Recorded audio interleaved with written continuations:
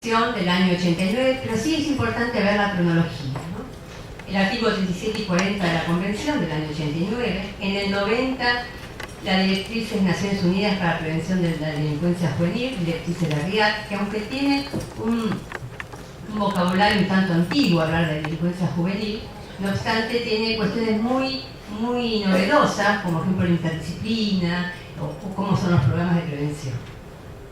Las reglas mínimas de Naciones Unidas para la Administración de Justicia de Menores, las reglas de Beijing, para nosotros son centrales del año 85, las reglas de Naciones Unidas para la protección de menores privados de libertad del año 90, las reglas mínimas de Naciones Unidas sobre medidas no privativas de libertad, reglas de Tokio del año 90, que si bien no son exclusivas de jóvenes, sí son muy interesantes para todo lo que significa este tipo de medidas. Y la observación general número 10, que es muy amplia, es muy profusa y realmente va a la letra chica de cómo es la aplicación. ¿Cuáles son las características del derecho penal juvenil? Que son propias, que lo distingue del derecho penal de adulto. La especialidad. Claro que la especialidad no es solo de órganos, no es solo que haya un juez especializado, un fiscal y un defensor, sino que la especialidad está en la finalidad, que va más allá de la sanción, está en el fin responsabilizante, del fin educativo de la intervención de los órganos, y también la especialidad en las distintas etapas del proceso, desde la intervención, desde el proceso y la ejecución. A veces nos olvidamos cómo la especialidad debe jugar en la ejecución. Y la especialidad también cuando aplicamos instituciones jurídicas del derecho penal de adulto, por ejemplo el juicio abreviado, por ejemplo otras instituciones que aplicadas a jóvenes y atento a la finalidad que tienen, adquieren otra dimensión. La naturaleza relacional sistémica. Hoy visualizamos claramente el sistema y no la justicia penal juvenil, el sistema integrado con políticas públicas, el sistema integrado también con los servicios de salud, con los servicios de educación, con el servicio de prevención de adicciones, con operadores en la calle, con ONGs, con asociaciones civiles, de manera que hoy ha dejado de ser una foto unidimensional y ha pasado a ser algo multidimensional, donde nos aparece la forma de una red con nodos inteligentes que van articulando la información y se van cooperando, sintonizando, y a veces aparece esta cualidad del sistema, que es la sincronía, donde podemos visualizar cómo cuando un trabajo es sincrónico, es colaborativo, es horizontal, el producto aparece superior a las partes que la componen.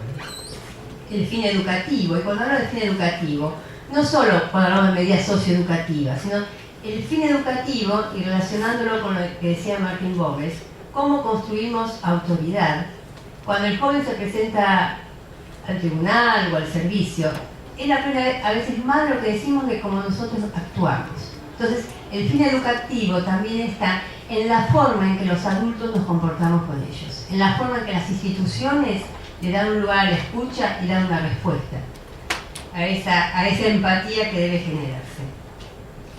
La actitud responsabilizante, lo que se busca aquí ya no es ni resocialización ni reeducación, sino responsabilidad por los propios actos. Es la manera más completa de dignificar al otro y darle su lugar y su responsabilidad respecto de lo que ocurrió. Es todavía un debate que nos tenemos que dar sobre qué es responsabilidad, que no es exculpación, no es justificación, sino que cada uno también reconocer la posibilidad de apropiarse de los resultados de sus acciones. Y la naturaleza garantista, que no es exclusiva de los jóvenes, es de todos, pero que en particular para los jóvenes tiene más profundidad. Rápidamente enumero nada más los principios del proceso penal juvenil: el principio de adecuación a la norma, el principio de mínima ofensa del proceso, de la no estigmatización, va muy de acuerdo con lo anterior. Este tipo de principios no es solo enunciación, y cómo se plasma en lo cotidiano, cómo a veces en lugar de mandar un oficio por policía por una llamada telefónica, como un oficio a la escuela no tiene por qué tener las características de un oficio judicial. Hay pequeñas cuestiones que en la rutina no nos damos cuenta, pero en definitiva provocan estigmatización u ofensa. El principio de selectividad. El sistema penal va a seleccionar los casos que van a ingresar. Esto está muy claro en el nuevo procedimiento de la provincia de Buenos Aires, donde el fiscal puede presentar o no el caso y tiene el principio de oportunidad. Y el principio de residualidad de la detención. No lo voy a decir, pues acá todos lo sabemos, la detención como última ratio y por el tiempo más breve posible. Desde el punto de políticas públicas, ¿qué es importante? Avisé que me iba a sonar la nariz. Organización de la legislación y concordancia con el diseño de políticas públicas. No basta solamente pensar en el diseño, cómo es el dibujo de la política pública, sino que además tiene que estar en concordancia con la legislación y también con la construcción institucional y organizativa que requiere este tipo de approach, este tipo de enfoque. Para eso hay que definir roles y responsabilidades institucionales. Una de las cuestiones que plantean leyes como la Ley de Protección Integral, también la nueva Ley de Salud Mental, es que cuando se habla tan fuerte del tema de corresponsabilidad, a veces no queda claro a quién le corresponde cada responsabilidad y quién se hace cargo de cada cosa. Entonces, esta es la segunda construcción de la ley. La ley da principios, pero después tiene que haber un flujo de información, de asignación de responsabilidades y de quién responde en cada situación. Esto los brasileños lo han trabajado mucho. Ellos tienen un manual de flujos operacionales sistémicos que es como un mapeo de cada caso. En ese mapeo aparece quién actúa, si no, si pasa esto, si pasa lo otro, dónde pasa después, quién controla esto, quién chequea, qué medidas aparecen, qué recursos deben estar disponibles. De manera que ese manual está en las escuelas, está en los juzgados, está en los hospitales, y frente a cada caso que responde, el manual tiene más de 500 páginas y debe tener 300 posibilidades, aparece un flujo preestablecido de asignación de funciones y responsabilidades. Entonces, es importante definir los roles y las responsabilidades institucionales. Definir los límites de intervención administrativa y jurisdiccional. Una cosa es denunciarlo ampliamente, pero otra cosa es definirlo con claridad. Debe haber una asignación efectiva de recursos y debe haber un sistema de vigilancia y monitoreos independientes. La puesta en funcionamiento de los observatorios. Ahora, hace poco se puso en funcionamiento el Observatorio Legislativo de la provincia de Buenos Aires, pero en realidad la ley prevé más cantidad de observatorios y es muy importante que sean independientes y que estén conformados por todas las instituciones y esté representada en la sociedad civil. Los europeos han visto, yo voy a hablar, el año pasado estuve en el Congreso del Observatorio Internacional de Justicia Penal Juvenil, y ellos hacen mucho énfasis en la recopilación de información, de números, de estadísticas, que de parte de observatorios independientes, que es lo que permite hacer el diagnóstico de la puesta en marcha de un sistema y qué es lo que hay que reajustar después. Eso lo dice Friedrich Dunkel, que es un profesor alemán, que trabaja muy fuerte en la puesta en funcionamiento de los nuevos sistemas en Europa del Este. Y él lo ha dicho, a mí lo que me preocupa no es la legislación y que la creación, sino que después haya investigación suficiente para monitorear la puesta en marcha y para después introducir las modificaciones que son necesarias. Ningún modelo se proyecta o funciona como se piensa en el momento de puesta en marcha, porque según el contexto, según la situación histórica, según las culturas, los modelos se comportan de diferentes maneras, incluso desde el punto de vista de las culturas organizacionales. Cómo cada cultura organizacional procesa el nuevo modelo, de eso depende la puesta en marcha. De manera que no tenemos que pensar en modelos puros y preestablecidos que vamos a poner en marcha y van a funcionar o sonar como un violín, sino hay que pensar que estos modelos son en realidad nada más que el dibujo, pero que después en el territorio, la diferencia entre mapa y territorio, en el territorio se juegan muchas más cosas.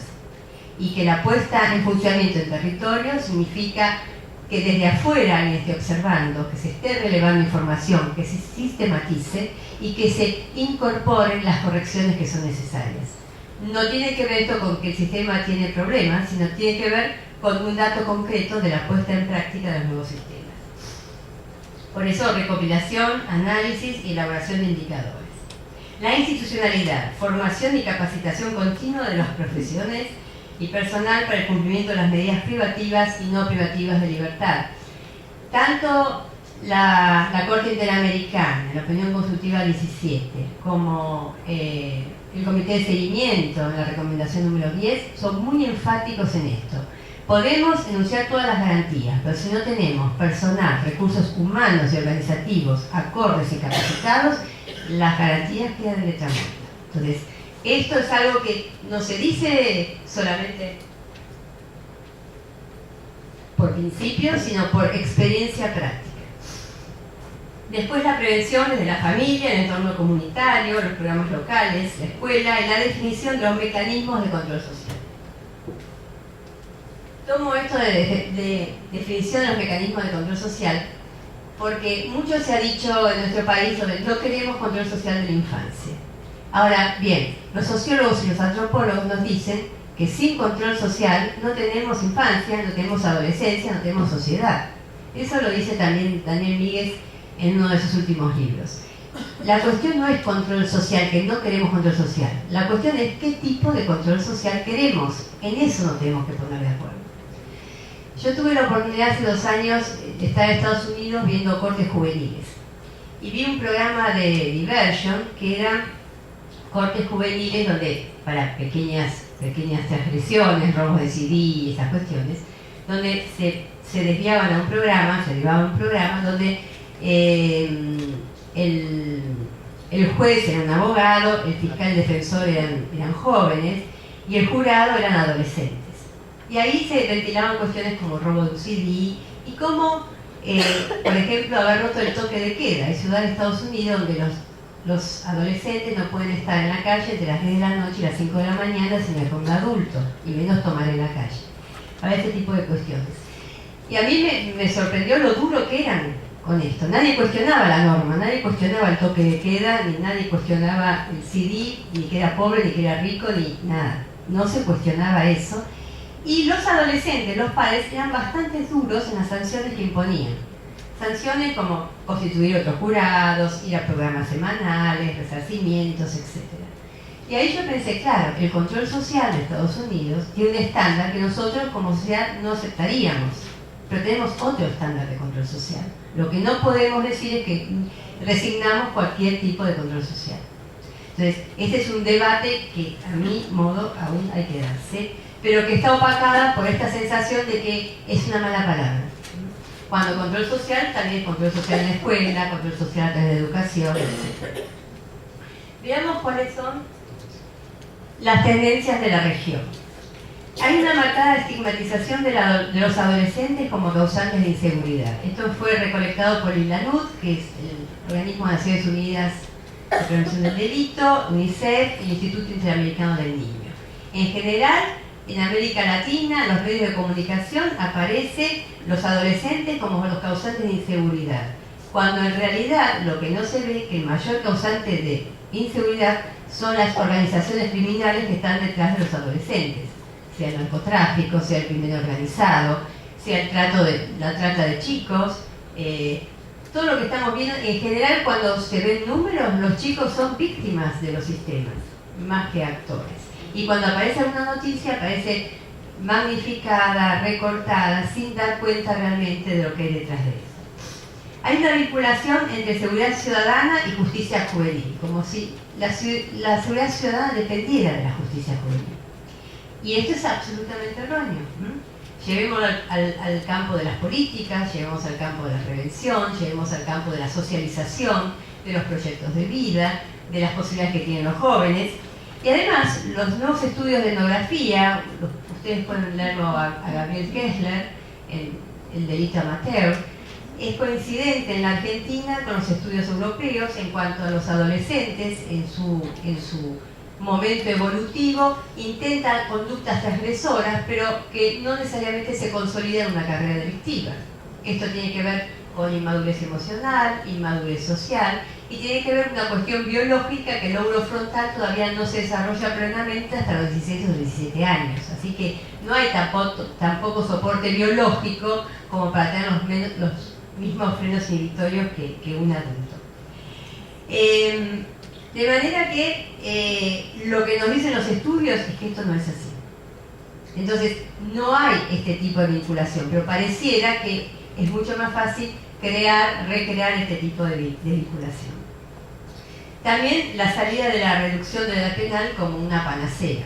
O sea, y acá no solo en Argentina, en todos los países la tendencia es a reducir la edad penal, aun cuando muchos países ahora la tienen en 14 años. Un endurecimiento de las penas es una de las cuestiones que aparecen en América Latina. Reformas procesales y penales del nuevo corte, pero sorprendentemente endurecimiento de las penas. Un correlato donde justicia penal liberal, sí, pero también endurecimiento de las penas. Aplicación de medidas privativas de libertad ante la falta de recursos para medidas alternativas. Son sistemas que prevén todas las medidas alternativas, pero como no hay construcción institucional de estas medidas alternativas, no hay seguimiento y un feedback a la justicia de estas medidas alternativas, el Poder Judicial toma reaseguro mediante medidas privativas de libertad. Entonces, esto es general en América Latina. Y violencia institucionalizada y policial. La mayor parte de los fallos de la Corte Interamericana de Justicia sobre jóvenes y niños tienen que ver con violencia policial e institucional. El caso de Villarán Modales, los chicos de la calle, el caso de Panchito López, el caso Blasio. Fíjense, nunca una corte regional tiene tantas sentencias directamente relacionadas con la violencia institucional y policial, lo cual nos tiene que llevar a nosotros a visualizar en nuestro modelo cómo se comporta un modelo como el nuestro en un contexto de violencia institucionalizada y policial. Las culturas institucionales y policiales no se modifican de un día para el otro con un cambio de ley. Son culturas muy arraigadas. ¿Cuál es el contexto actual?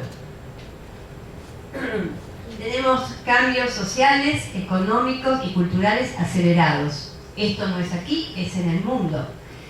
Los antropólogos nos dicen que vamos por la tercera generación sin trabajo.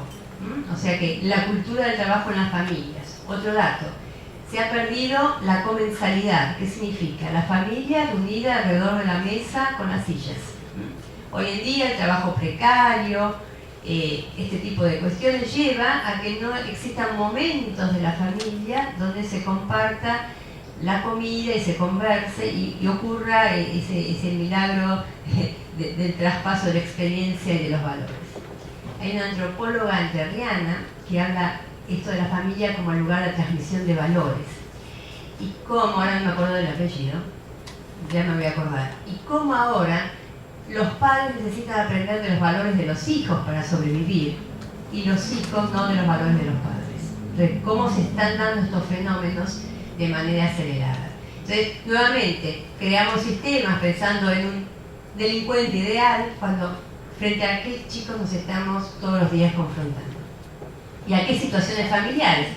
Yo, por ejemplo, tenía el prejuicio de que la familia, ensambladas, que como una cuestión que se vende mucho, que ahora la gente es más solitaria, que no vive en familia.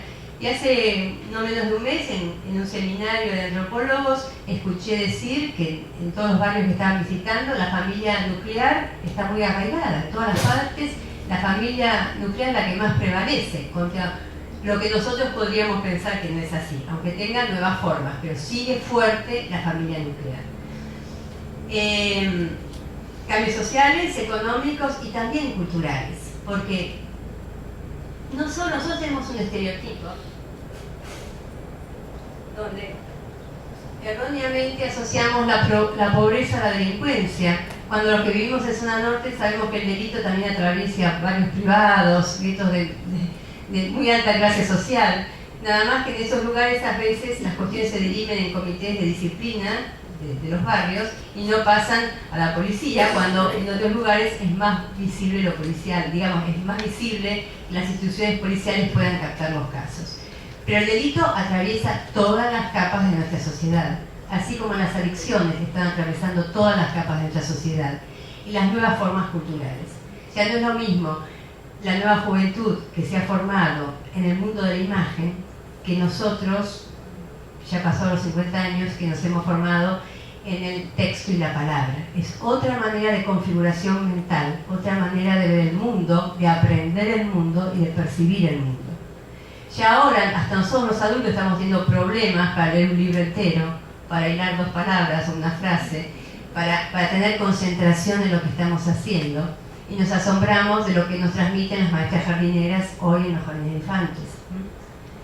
La falta, esta cuestión casi bipolar de los chicos, ¿no? Del acting permanente, etc. Pero tiene que ver también con nuevas formas de culturalización y nuevas formas de percepción de la realidad.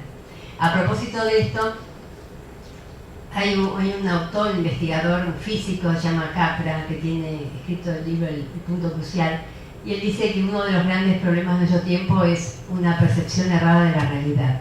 Es como que seguimos percibiendo la realidad a una escala anterior, a 10 años atrás o 20 años atrás, y todavía no tenemos el marco perceptual adecuado para percibir la realidad como es hoy. Entonces, una de las cuestiones para las que trabajamos con niños, jóvenes y familias es justamente esto de ir puliendo la percepción. ¿Cómo podemos tener una percepción más limpia, una percepción más ajustada de los cuadros a los cuales nos tenemos que enfrentar? Otro dato del contexto, también de antropología, la fragmentación, pero la fragmentación entendida como debilitamiento del lazo social. ¿Cómo es el lazo social en las comunidades? ¿Cómo es en los barrios? ¿Cómo es en las escuelas? ¿Qué ocurre cuando se hackea la solidaridad? ¿Se hackea la empatía con el otro? ¿Qué pasa con la violencia en las escuelas, con el bullying, con el acoso? Yo ahora estoy haciendo un programa de talleres de valores en una escuela y estamos trabajando mucho esto, pero no de lo que debe ser, de los valores que significa la amistad, por ejemplo, lo que significa la empatía y registrar al otro. Nuevamente retomo a Bomer porque me parece muy interesante para nosotros como centro de nuestra acción la empatía. Empatía es sentir lo que siente el otro, tener esta sintonía de lo que siente el otro. No significa pactar con el otro, sino esto de poder percibir al otro. Entonces, la fragmentación lo que hace es la individualidad. Me encierro en mi percepción, me encierro en mi individualidad y corto los lazos con el exterior. Entonces, aparece un dato urbanístico, ya las plazas no son lugares de integración social, las escuelas públicas no son lugares de integración social, los cines de barrio no son lugares de integración social. Entonces, este es un dato nuestro, trabajar nuevamente desde el punto de vista prevenir, diría Mota, que es un epistemólogo de la complejidad, es reentramar a través de nodos inteligentes estos lazos. Cuando se rompen lazos en la comunidad, prevenir es reentramar, volver a unir estos lazos rotos. Y nosotros, en los casos que nos encontramos de jóvenes infractores, muchas veces vemos palmariamente esta cuestión de la ruptura del lazo social. Y justamente la tarea es volver a recrear y volver a ubicarlo en un lugar de contención del lazo social. La crisis de legitimidad de las instituciones. Esto habla mucho Ignacio Lecoults, que dice: las instituciones atadas a los estados-nación de antes ahora se ven vaciadas de contenido y aparecen como cáscaras, como galpones, en los cuales los operadores todos los días tenemos que recrear operaciones para volver a conectarnos con el otro. Ya no tenemos procedimientos preestablecidos, aprendidos de nuestros precedentes, sino que todos los días tenemos que inventar nuevas operatorias. Y esto significa darle sentidos a instituciones que por la liquidez de la historia han perdido anclaje y ya no otorgan sentido por sí mismas. Es algo parecido a lo que Bomer decía de la pérdida de autoridad. La autoridad ya no nos está dada por un papel ni por una designación, sino que todos los días tenemos que recrear autoridad, construir autoridad en cada acción. Hay nuevas construcciones en la subjetividad de niños y adolescentes, eso ya lo hablamos, y hay un impacto de la norma en los distintos contextos socioculturales. De pronto lanzamos una norma con la 26.061 de protección integral y creemos que se va a comportar de igual manera en todos lugares. Y les aseguro que esto no es así. Acabo de venir de organizar unos encuentros regionales en todo el país, en Corrientes, en Tucumán, en la Patagonia, en provincia de Buenos Aires, y realmente la norma impacta de distinta manera en distintas culturas, en distintas instituciones. Una cosa es en el área urbana, otra cosa es en el área rural. Entonces, también tener en cuenta esto. La ley no se comporta igual en distintos contextos. Y es importante calcular el impacto de la norma, cómo son los cambios, de qué manera se van dando los cambios. También para no romper lo anterior, yo creo que es un error esto de confrontar sistemas. Está bien que en un momento necesitamos rupturas, si este es el patronato, acá vamos a protección integral. Pero llega un momento en el cual tenemos que recoger linaje y reconstruir el hilo de oro con nuestros orígenes. Esto significa volver a retomar el leitmotiv que es protección. Nada más que antes era en clave de cuerpos, en clave de personas, cuerpitos que había que proteger, y ahora es en clave de derechos. Pero no hemos perdido ese hilo de oro que nos ata al 1919 con la ley Agote, nada más que ahora es en clave de protección. Y esto tiene que ver también con recuperar la experiencia, si no deberíamos tirar por la borda toda la experiencia que construimos. Y Provincia de Buenos Aires fue pionera en la construcción de tribunales de menores, fue pionera en la construcción de interdisciplina, fue pionera en esto de integrarse a sus comunidades. Y esto es una experiencia que hay que recoger, hay que volver a valorar, hay que reciclar, hay que revisar, pero no tenemos que tirarla, tenemos que incorporar esta experiencia. Cuando hablamos de teoría de las revoluciones científicas, Thomas Kuhn habla de distintas fases. Una es cuando aparece el choque de paradigmas, aparece como esta barrera infranqueable donde el nuevo paradigma va a dar cuenta de mayores cuestiones que el paradigma anterior y no hay manera de reconciliar. Después del cambio de paradigma, cuando el cambio de paradigma sea normativizado, aparece como normativo, aparece una última fase de incorporación del viejo paradigma. Y yo creo que en este tránsito estamos nosotros también, tratando también de valorizar la experiencia y también incorporarla, revisarla e incorporarla. ¿Cuál es nuestro contexto actual también? La brecha entre la vigencia normológica y sociológica. Como dijo Bober, incorporamos los pactos de derechos humanos a la Constitución, incorporamos todos los pactos que había dado vuelta, aprobamos todos, los tenemos adentro. Ahora, podemos decir que están vigentes sociológicamente o solamente normológicamente. Pareciera como que es un horizonte hacia el cual nos encaminamos, pero que todavía no tiene vigencia sociológica. Entonces, el dilema de los operadores es que en la cabeza tienen la vigencia normológica. El derecho está vigente, pero la práctica nos muestra todos los días cómo se violan esos derechos o cómo no se satisfacen. Entonces, ¿cuál es nuestro lugar de operación hoy? Es operativizar esos derechos, es darle contenido y ponerlos en marcha y que sean operativos. Y este es el gran desafío de nuestra generación hoy. Tenemos un cuerpo juris de avanzada, tenemos un contexto y cómo operativizamos esas normas. Este es nuestro desafío hoy.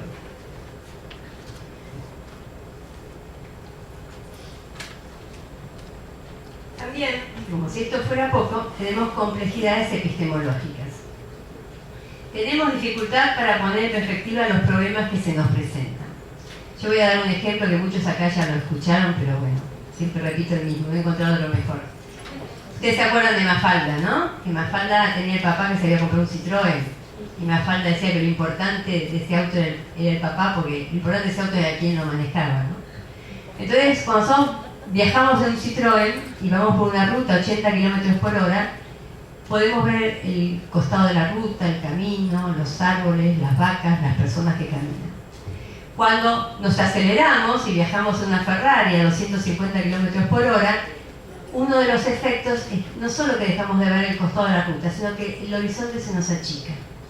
Es uno de los fenómenos que padecemos hoy. Hemos perdido la capacidad de construir horizonte, de poner el horizonte más lejos.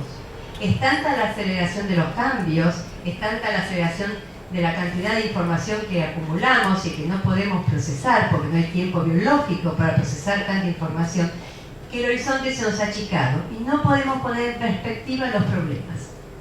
Y esto pueden tomarlo para lo macro, pero también lo pueden tomar para cada caso en particular que nosotros tenemos. La dificultad que tenemos es decir, esta situación hoy está acá, y cuál es nuestro horizonte, hacia dónde nos queremos acercar. Ese problema aparece aumentado y potenciado cuando varias instituciones intervienen y no se comparte un horizonte común, sino que cada institución se maneja por los propios objetivos, por las propias metas, y no se puede armar este horizonte común de actuación que requiere cuando intervienen distintas instituciones. Por eso lo nuestro es sistémico, por eso este requerimiento de mayor flexibilidad y este requerimiento de diálogo interinstitucional, de integración de sistemas, para armar estos horizontes de saber hacia dónde vamos. No nos ayudan las viejas matrices de pensamiento lineales con poco contacto con la realidad. Esto ya lo dije para los que me escucharon, pero nosotros habitamos instituciones del siglo XIX que son piramidales, estructuradas, rígidas, autoritarias. Nos formamos en la universidad del siglo XX, una universidad dentro de la propia disciplina, con marcos muy rígidos de aprendizaje y disciplinamiento disciplinar, y estamos inmersos en el torbellino del siglo XXI. Entonces, nuestras viejas matrices de pensamiento son insuficientes para comprender los problemas de nuestra época. Pregúntenle a los ingleses si comprenden lo que les pasó hace 2 semanas atrás. Pregúntenle a los chilenos. Pregúntenos a nosotros mismos qué nos pasa con ciertas cuestiones. No tenemos todavía ni el aparato perceptual, ni siquiera una teoría que nos dé cuenta de lo que está ocurriendo. Nuestras matrices de aprendizajes han quedado obsoletas en esta realidad. Y en realidad lo que necesitamos es este armado de nuevas matrices que ya no vienen de una sola disciplina, que ya no vienen de una ideología, que ya no vienen de un enfoque, sino que son como un patchwork, donde vamos armando con distintas partes estos lentes que nos permitan ver la realidad tridimensionalmente, que aunque sea más nublada, tenga profundidad. Y esta es la condición de hoy. Lo dice Bourdieu también: si no comprendemos, no podemos actuar. La condición de hoy es poder comprender. Este es el gran desafío. Entonces, hemos quedado con insuficiencia de marcos teóricos y a veces nos engañamos y decimos, como la realidad no encaja en mi marco teórico, esa no es la realidad y no existe, me quedo en mi marco teórico. Y eso nos pasa muchas veces a los penalistas. Nos decimos, el derecho penal alemán, la teoría de imputación objetiva, qué se espera de la situación del garante del derecho, y me llamó mucho la atención una mesa de derecho penal alemán argentino que estuve, donde recomendaban aprender el alemán para aplicar de manera más correcta la teoría del delito. Nuestro desafío era aprender el idioma alemán. Y yo decía, lo que tenemos que aprender es a leer nuestra realidad antes que aprender alemán. Entonces, bueno, esto pasa a veces, y lo digo autocríticamente desde el derecho, pero pasa en todas las disciplinas también. Esto que frente al susto de no entender lo que pasa, frente al susto de que mi disciplina no da cuenta de todo lo que estoy observando, me encierro en el marco teórico conocido, comparto en mi medio conocido y no me animo a dar el paso de sentirme vulnerable y a la intemperie para ver un poco más allá de lo que puedo ver, lo que me prepararon para ver. Entonces, el desafío es desarrollar un pensamiento contextual de frente al siglo XXI. Ya no es un pensamiento único, ya no es ideología, ya no es posición, ya es esta capacidad de ser flexible, de tener este pensamiento de ida y vuelta con el contexto, donde yo pienso, chequeo con la realidad, con la práctica, vuelvo a mi pensamiento, me pregunto si estoy percibiendo adecuadamente la realidad, me pregunto qué otra información me falta. Esto exige mucha flexibilidad. De alguna manera este seminario encuadra en esta propuesta, de desarrollar un pensamiento contextual, por eso acá no van a encontrar respuestas, seguramente que no, pero sí elementos como para reflexionar y desarrollar este tipo de pensamiento. También nos encontramos, más todavía, tensiones en el ámbito normativo. Hay una insuficiente adecuación de la normativa local a la internacional. La Ley de Fondo 2278 es un buen ejemplo de cómo tiene artículos que remiten directamente al patronato o a la disposición tutelar cuando normas internacionales ya han superado esas posiciones. También hay coexistencia de normas que responden a distintos modelos. Tener, por ejemplo, en la transición un código de Joffre con necesidad de adecuar un sistema acusatorio es un trabajo imposible. Para cualquier mente es un trabajo imposible. Lo mismo sistemas procesales modernos con leyes de fondo, con principios que lo contradicen. También la coexistencia y requerimiento de adecuación de sistemas procesales de naturaleza diferente, es lo que acabo de decir, y normas que no contemplan los recursos humanos y organizativos para enfrentar el cambio legislativo. Primero largo la norma y después que se arme. No, lo mismo pasa con la ley de salud mental. Hay hospitales de día, hay lugares para atención de estas cuestiones. Entonces, armo las normas, con lo cual aparece, es como decía Martin Bormann, todos creemos que tenemos esos derechos, claro que los tenemos, la ley lo reconoce, pero no hemos armado las organizaciones. No solo armado la organización, a veces las organizaciones están, pero no están a la escala del problema que tienen que tratar. Entonces, pueden estar, pero no están a la escala del requerimiento. También en la cuestión de organizaciones federales y problemas de estándares. Esto lo estoy visualizando ahora yo que estoy recorriendo más el país. Cómo en distintas provincias hay estándares tan diferentes. Estándares jurídicos, estándares procesales, estándares institucionales. Realmente en esto el federalismo a veces nos juega en contra, porque no logramos unificar estándares en todo el país. También tenemos tensiones en el ámbito institucional. Tantas tensiones van a terminar contracturados y expresados, pero una de las cuestiones de prevención del estrés, que el lunes doy una charla para el Instituto de Prevención del Estrés, es justamente detectar las tensiones. Si detectamos las tensiones, podemos dejar descansar en nosotros esas tensiones y distensionarnos. Así que no está mal hablar de tensión. Tenemos diseños institucionales rígidos con información fragmentadas y circulación formal. Nuevamente, instituciones del siglo XIX, formación del siglo XX, comunicación del siglo XXI, pero utilizando la escala del siglo XIX. Entonces, hoy en día los especialistas en instituciones y de organización hablan de instituciones circulares, con liderazgos rotativos, instituciones con organigramas biodegradables, se llama un organigrama para determinada cuestión, después se desarma y se vuelve a configurar otro organigrama. ¿Por qué? Porque es tanta la turbulencia del contexto que una institución rígida frente a un contexto de alta turbulencia como el actual se fractura, y si no se fractura la institución, se fractura la gente.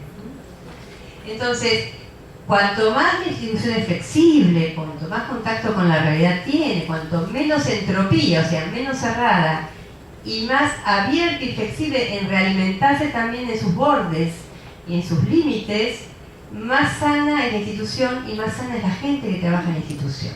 Entonces, ese es un trabajo que tenemos que dar dentro de las instituciones, hacerlas más flexibles, más funcionales, menos piramidales, pero ojo con la corresponsabilidad. Eso no significa que se diluyen las responsabilidades. Significa que tenemos flexibilidad como para adaptarnos a los contextos y armar instituciones también frente a los contextos tan cambiantes. También la circulación formal.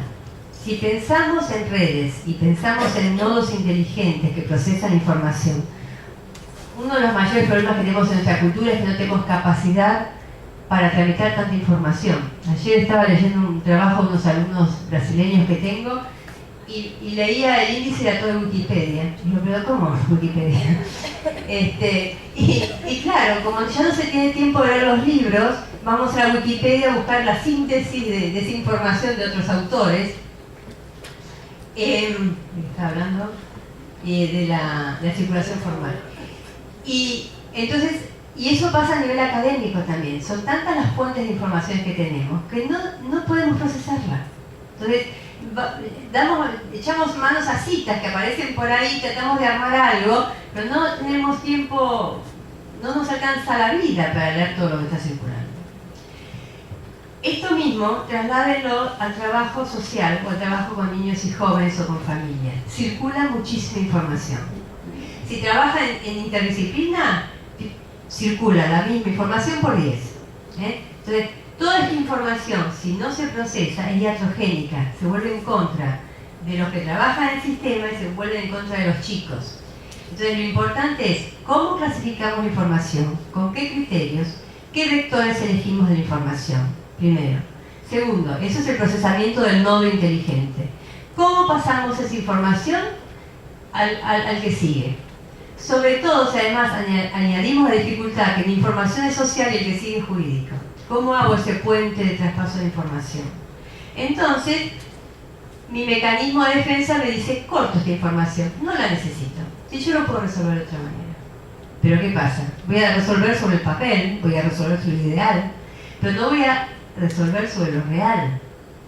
Claro, me sume la confusión, es mucho más dilemático, es mucho más problemático trabajar con muchas dimensiones a la vez, pero es mucho más rico.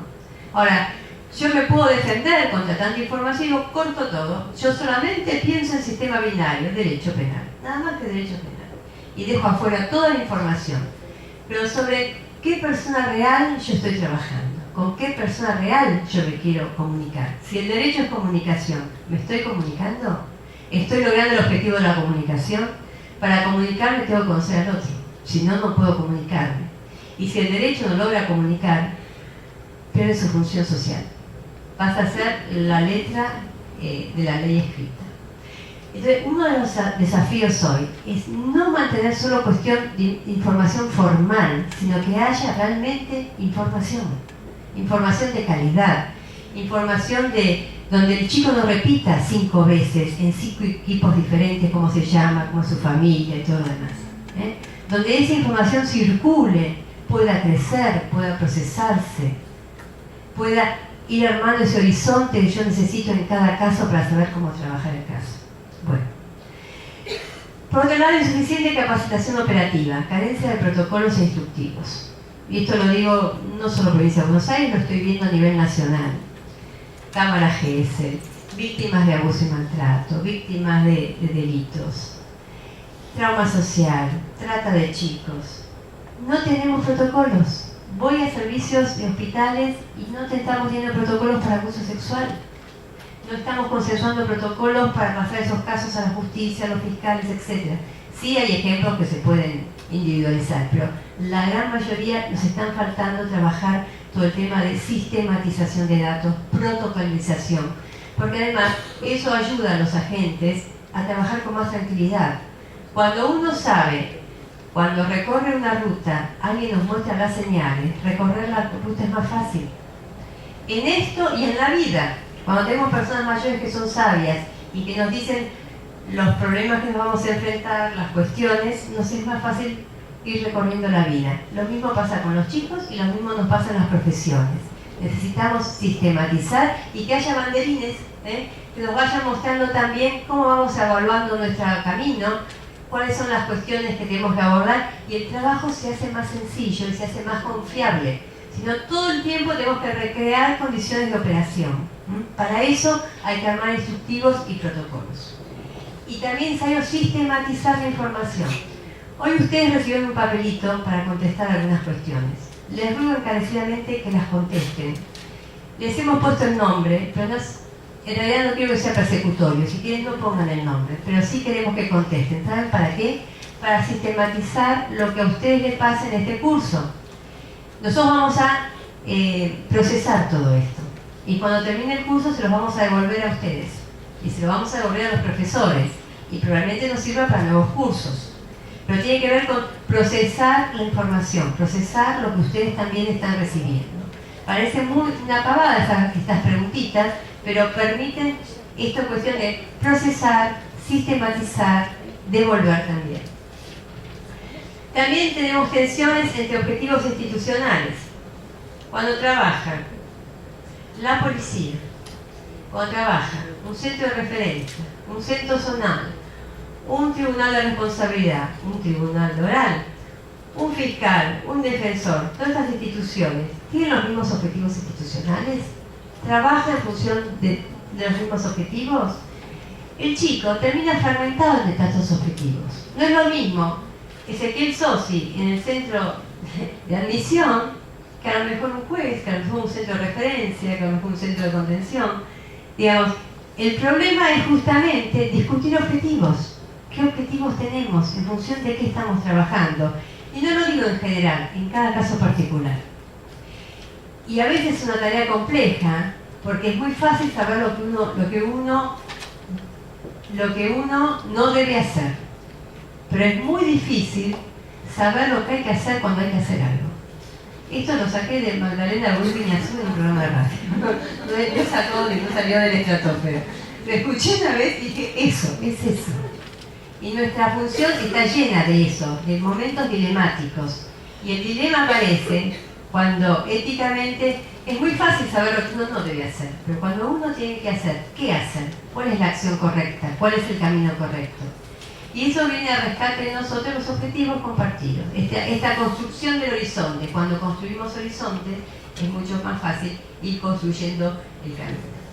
Entonces, cuando hablo, por ejemplo, tensión entre objetivo policial, que es objetivo seguridad, el objetivo educacional, el objetivo comunitario.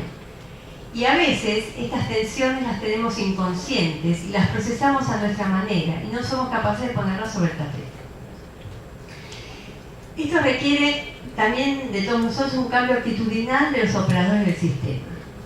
Ya no somos el patronato que sabe lo que hay que hacer, que sabe hacia dónde hay que ir.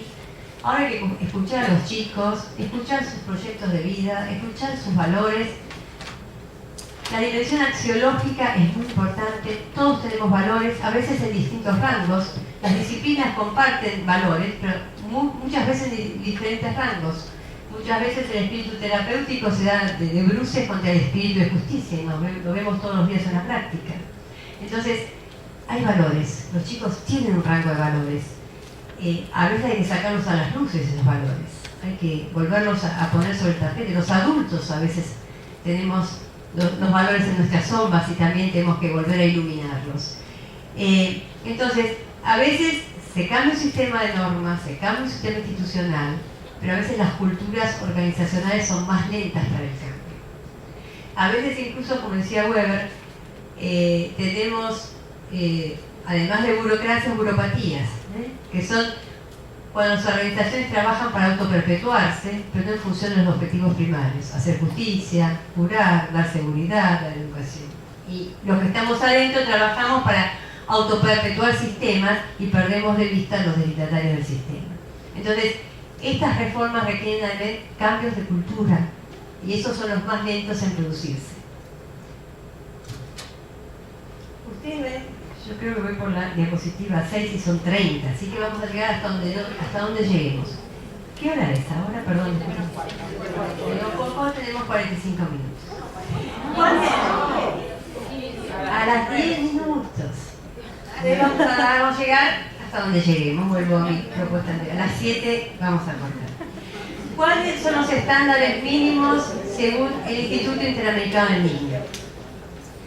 Tiene que haber un plan nacional de prevención y tratamiento de jóvenes en conflicto con la ley penal. Y lean bien, plan nacional. Tiene que haber planes regionales, planes provinciales, municipales, pero el instituto habla de plan nacional. Esto apunta a estándares nacionales, a tener una política criminal nacional. Tiene que haber legislación especializada, acorde a los principios internacionales, partida presupuestaria acorde, Sistema Nacional de Límites, muchas cosas reiteramos lo anterior, pero es una síntesis. Sistema Nacional con límites precisos entre el sistema jurisdiccional y administrativo. Legislación reglamentaria de la captura y remisión de casos a la órbita judicial. Tengan en cuenta esto, porque son los temas que a mí me preocupan del sistema de la provincia de Buenos Aires. Al tratarse de un sistema de justicia mínimo, ha quedado con poco control el contacto de los chicos con el sistema policial, con la instancia policial. Entonces, el sistema judicial tiende a ver lo que ingresa solamente a la órbita judicial, pero hay una gran masa que no está ingresando, pero que sí tiene contacto con la instancia policial. ¿Cómo es ese contacto con la instancia policial? ¿De qué manera se da? ¿Cuánto están en contacto los chicos con el sistema policial? ¿En qué condiciones? Es a veces una problemática que no estamos visualizando adecuadamente, que la dejamos de lado, pero tenemos que volver a visualizar. Y esto no lo dicen los protocolos internacionales. Y si a los protocolos internacionales le sumamos a que nuestra vulnerabilidad como sistema regional lo está indicando la Corte Interamericana de Justicia, es el sistema policial, el sistema de violencia institucional y violencia policial. Entonces pongamos nuevamente la luz sobre el contacto de la instancia policial con el sistema juvenil. Medidas para evitar el procedimiento judicial, si están reglamentadas. ¿Cuáles son los criterios para definir el tipo de intervención que debe darse? Policía especializada, nuevamente, se pone el punto en policía especializada. Brasil está teniendo en muchos estados ya policía especializada en penal juvenil. Y garantía de defensa. Estos son los indicadores de Naciones Unidas. Vamos a pasar los estándares. Para el primer contacto de justicia penal juvenil, bueno, algunos ya lo vimos. Hagamos esta pregunta. ¿En qué momento del cambio paradigmático nos situamos? Hay un paradigma normativo y un discurso dominante. Todos hemos desterrado en nuestro vocabulario la palabra menores. Tratamos, y cuando lo decimos nos mordemos la lengua y nos arrepentimos de haber pronunciado semejante epíteto.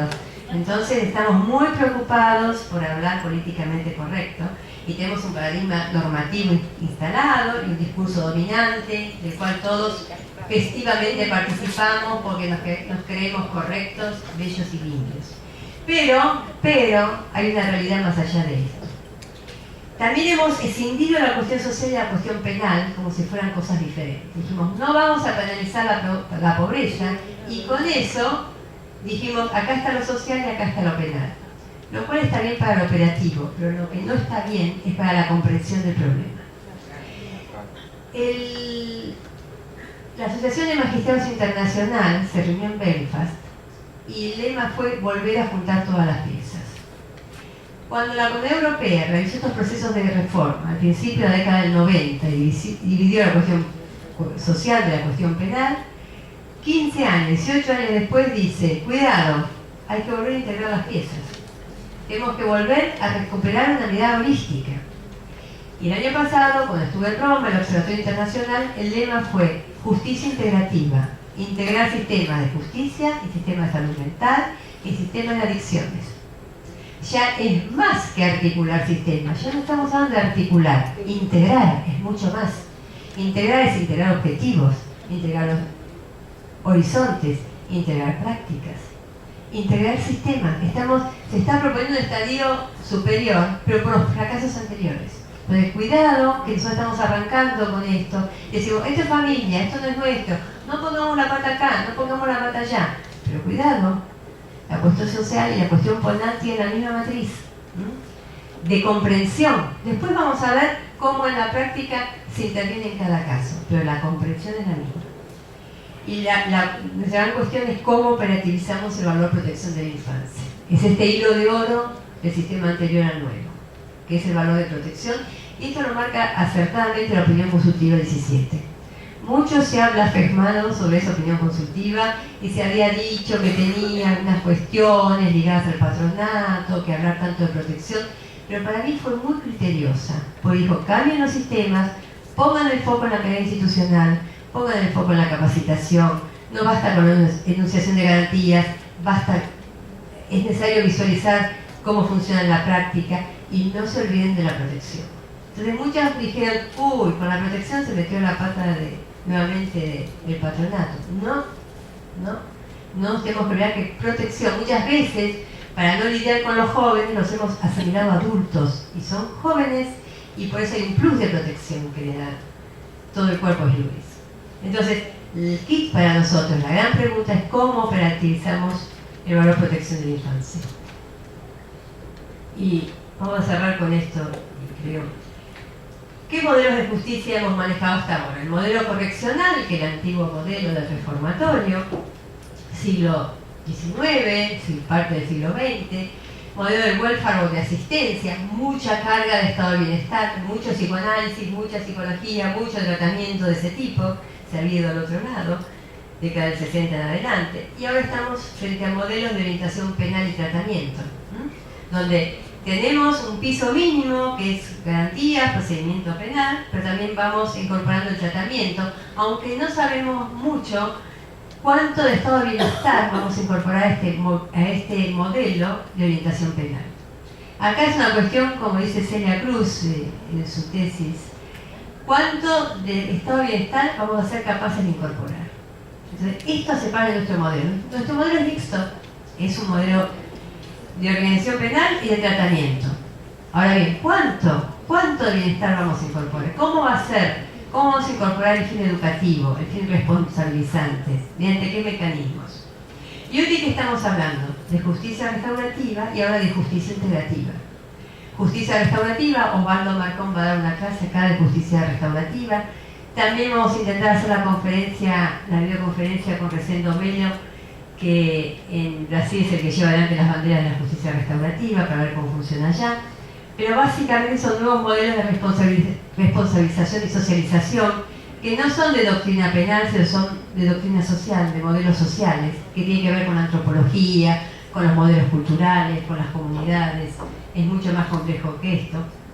Y justicia integrativa estamos hablando ahora, que es integrar sistemas. Ya no vemos a la justicia nada más como una instancia, sino que la justicia tiene que bajarse del caballo e integrarse con los sistemas. Sistema de educación, sistema de salud mental, sistema de prevención de adicciones. Yo lo que he podido escuchar, miren, vamos a pasar tendencias restaurativas, pues lo van a ver. Les doy rápidamente el observatorio como novedad que a lo mejor a ustedes les puede interesar, que hablan de enfoques de metodología de trastornos mentales y abuso de drogas. ¿Por qué? Porque han visto que estaban penalizando casos psiquiátricos, o que por el contrario se estaba psiquiatrizando lo penal por no hacerse buenos diagnósticos. Entonces, países de avanzada como Finlandia, como Noruega, que hacen investigaciones muy profundas, veían que chicos privados de la libertad, cuando hacían el seguimiento los primeros 3 años después del egreso, el 30% morían. Morían por abuso de drogas, por muertes violentas y por suicidios. Había aumentado mucho el caso de suicidio. Se hablaba de un sufrimiento y hablaba de la poca atención a cuadros de patología borderline, que ya no eran los cuadros del DSM-4, del DSM-5, psicosis ni esquizofrenia, no se trataba de eso, se trataba de nuevos cuadros que no siendo atendidos de manera temprana, terminaban, cuando ningún sistema los atendía, terminaban penalizados. Pero es muy delicado el libro, es muy delicado, porque podemos correr el riesgo de psiquiatrizar lo penal, es decir, que todo lo penal es psiquiátrico.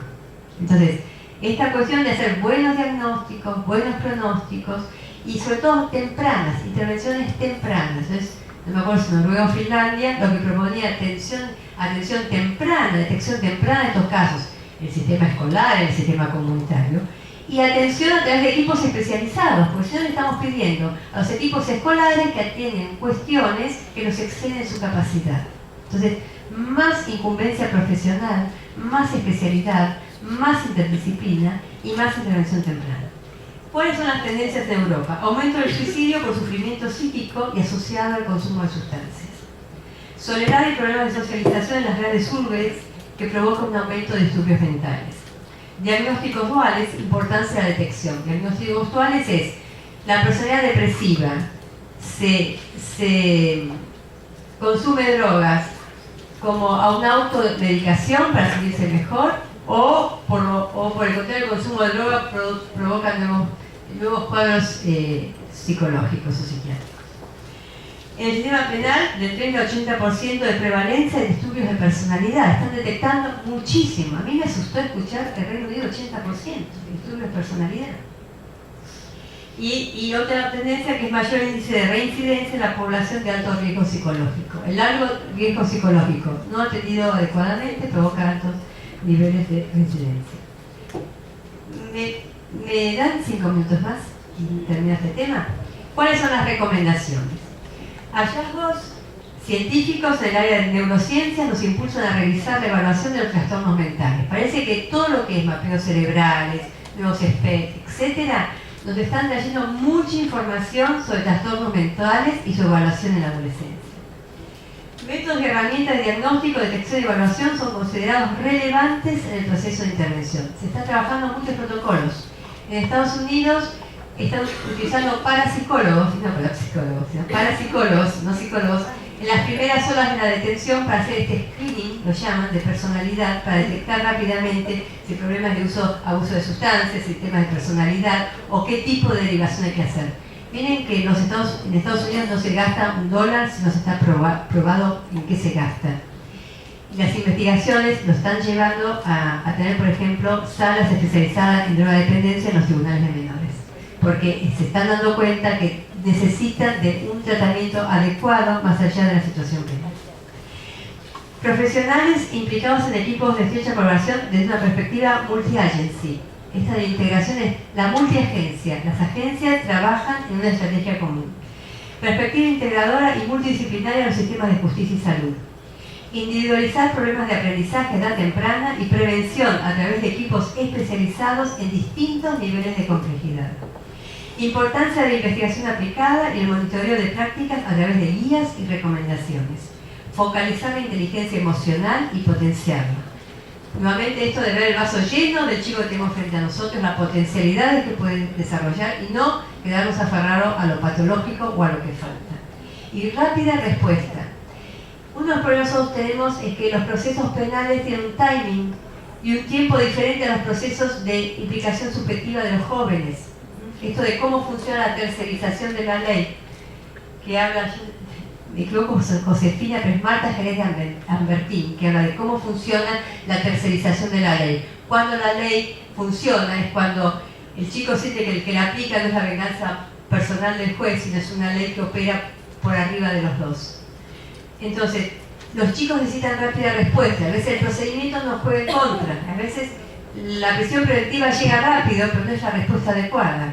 O a veces no llega rápidamente el freno que necesita de contención y cuando llega ya ha avanzado demasiado. Entonces, esta falta de sincronización entre el proceso penal y los procesos de implicancia subjetiva. Sintetizando hacia una justicia integrativa. Salud mental y adicciones pertenecen a una misma matriz cognitiva y operativa. Tenemos que pensar que el de adicción es un problema de salud mental. Y el problema de salud mental interfiere con el sistema de justicia, inevitablemente. Tanto el diagnóstico como el abordaje es a través de equipos interdisciplinarios. Lo que se dice a nivel mundial, más interdisciplina, más trabajo entre agencias. No menos interdisciplina y más derecho penal, más interdisciplina. Detección temprana y rápida intervención. Investigación intensiva y ajuste de los modelos y las prácticas. Todos se plantean que cualquier modelo necesita de ajustes. Y los ajustes se realizan en función de la sistematización de las prácticas. Entonces, es impensable que nosotros fuimos tan brillantes de aplicar un modelo y pensar que ya está perfecto para siempre. Estrecha colaboración entre agencias e intervención en sentido integral. Quizás la palabra matriz, lo pensé después, pero de mi intervención, de mi charla hoy, y quiero que me lleven esto, la palabra es integración. Integración de sistemas, integración con la comunidad, y por última instancia, algo de lo cual no he hablado, pero una vez quizás lo vamos a ver, integración dentro de nosotros mismos. El sentir, el pensar y el actuar en el mismo sentido. Y eso es un tributo a Pillon Rivière. Muchas gracias.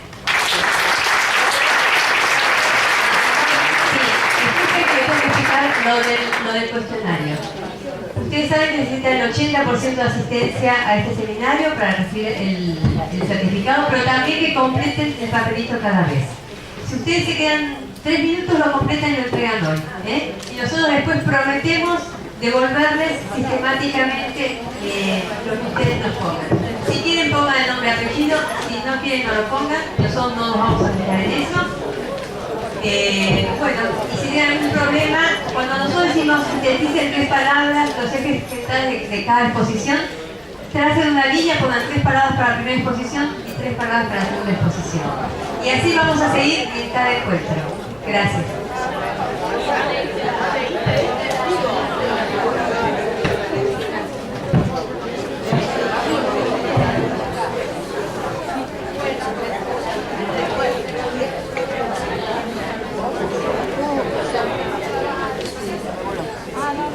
Que se me está volando ese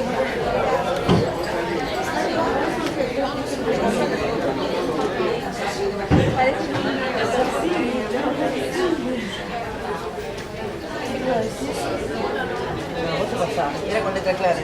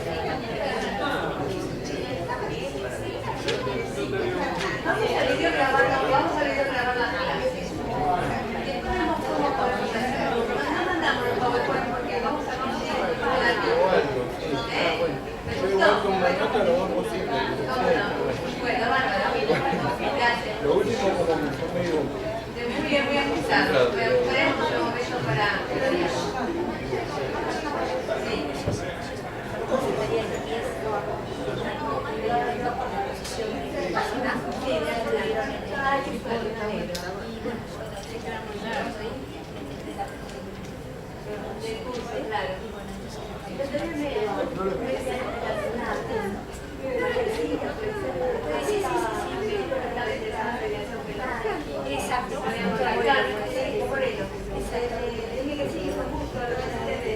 Lo contactamos. Bueno, hasta luego.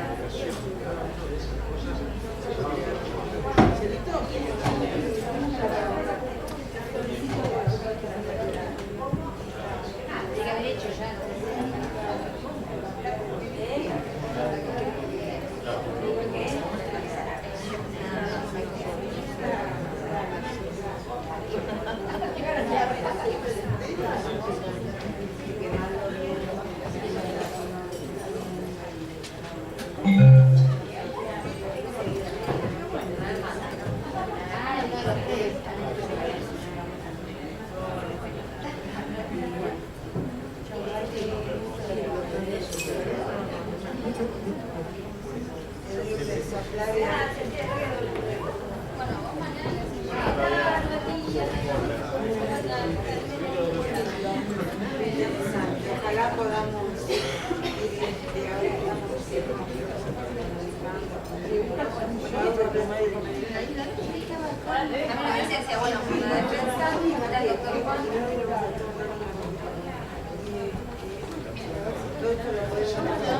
Bueno, chao, Javier. Chao. Muy lindo. Doctor Martín está acá. ¡Qué alegría! Chao, gracias. Luego va a ver si viene aquella que le dije. Buena. Bueno, otra cosa más allá.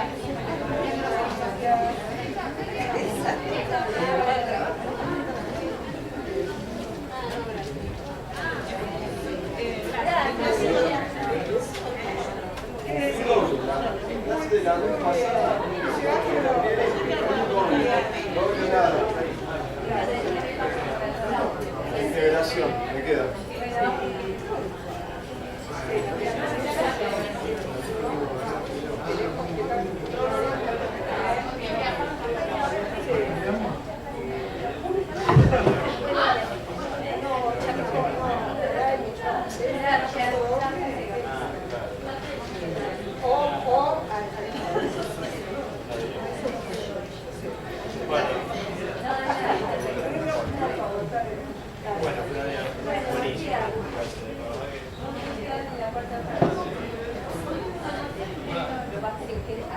Bueno, muchas gracias.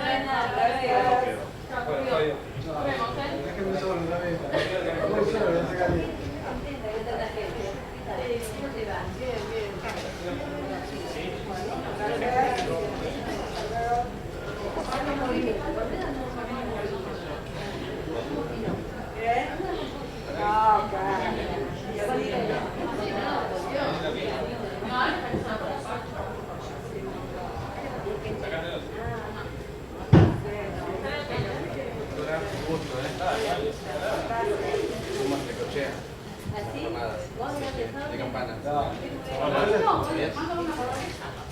Ah, claro, la del Photoshop. Gracias por venir. No, no, vamos. Bueno, voy a saludar yo. Sí. Muy bien. Gracias. Chao, hasta luego. Para tu casa. Seguro, ¿no?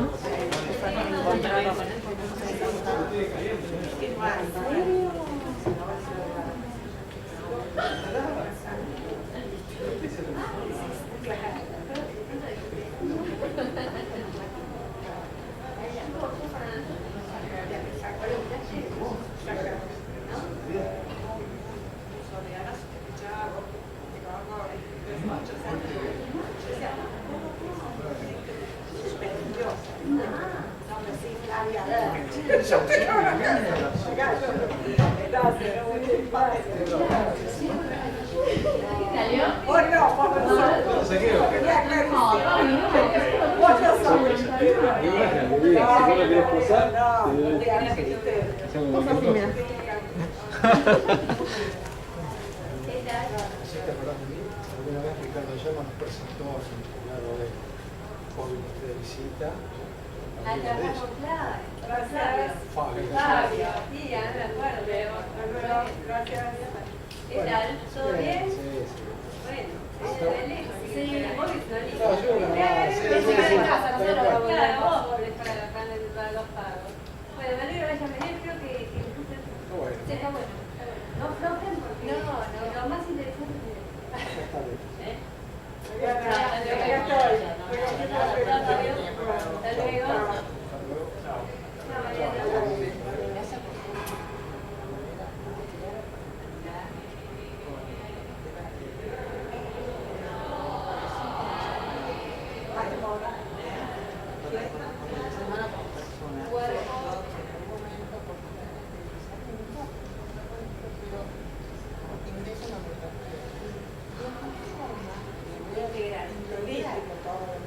Uno se da cuenta que lo que esa era la palabra, cuando estoy en otro grupo de personas, hay una médica oncóloga que es integral. Integrativa. Y esto sí fue algo integrativo. es un todo que compuesto por un montón de partes. ¿Cómo no pensarlo desde cualquier ámbito? Recorre, esta cosa esta es mía, dice, acá estoy para yo. Ahí voy a guardar las cosas. Bueno, Bueno, yo las dejo. chao Matías. Un beso a Gloria y a Juana. Bueno, Un les beso a mando. Juana y a Joaquín, ¿eh? Dale, le mando.